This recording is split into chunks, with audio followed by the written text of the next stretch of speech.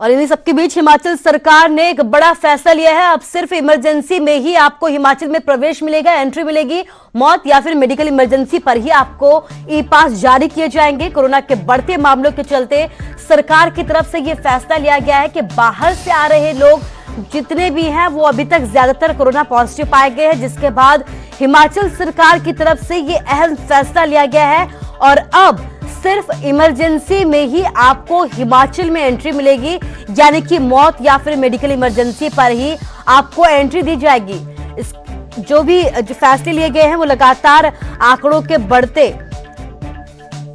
जो है चिंता की बात है, जिसके बाद हिमाचल सरकार की तरफ से ये फैसला लिया गया है। 50 नए मामले अभी भी सामने आए हैं, 735 टोटल आंकड़ा हो चुका है, जिसके बाद हिमाचल सरकार ने हिमाचल में एंट्री पर बैन कर दिया है। हमारे साथ हमारे संवाददाता प्रदीप ठाकुर फोन लाइन से जुड़ गए हैं। प्रदीप, आपसे अपडेट लेना चाहूंगी कि एक बार फिर जो है हिमाचल में एंट्री पर रोक लगा दी गई है। बिल्कुल कुसुम, आपने सही कहा। और प्रदेश सरकार ने ये पिछले कल जब डीसी एसपी के साथ बैठक की है, मुख्यमंत्री जयराम ठाकुर ने ये बैठक की थी, उसमें भी यही बात सामने आ रही थी कि जो ज्यादातर मामले हैं वो प्रदेश से बाहर से जो लोग लौट रहे हैं प्रदेश में, उनके कारण मामले बढ़ रहे हैं।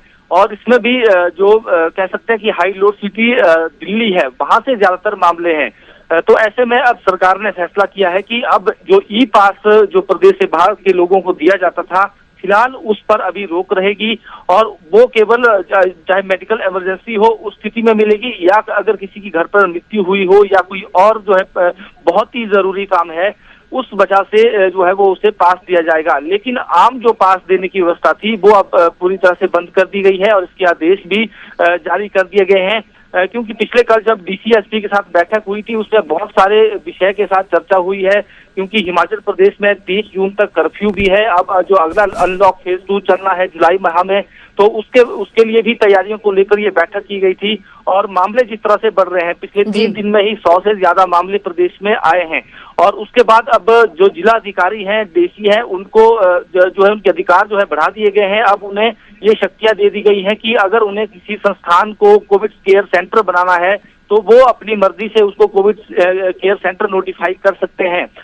इसके लिए क्योंकि वहां पर अगर ऐसे लोग रखने हो जो कोरोना पॉजिटिव आए हैं, उनको क्वारंटीन के लिए वहां पर रखना हो, 14 दिन का जो आइसोलेशन का पीरियड रहता है उसके लिए बाहर रखना हो, तो वो अपनी मर्जी से जिला अधिकारी अब किसी भी संस्थान को कोविड केयर सेंटर जो है उसको घोषित कर सकते हैं। और उसके साथ साथ अगर जरूरत पड़े तो स्कूलों को भी कोविड केयर सेंटर जो है उनको क्वारंटीन सेंटर जो है उनको घोषित किया जा सकता है। जी प्रदीप, इस तमाम जानकारी के लिए आपका शुक्रिया। तो जिला अधिकारियों को भी अब जो है वो अधिकार दे दिए गए हैं कि वो किसी भी तरह का वहां पर फैसला ले सकते हैं, क्योंकि हिमाचल में लगातार आंकड़े बढ़ते जा रहे हैं। लेकिन इस बीच बड़ी बात यह है कि इमरजेंसी पर ही अब आपको पास जारी किया जाएगा, यानी कि मौत या फिर मेडिकल इमरजेंसी पर ही आपको हिमाचल में एंट्री मिलेगी।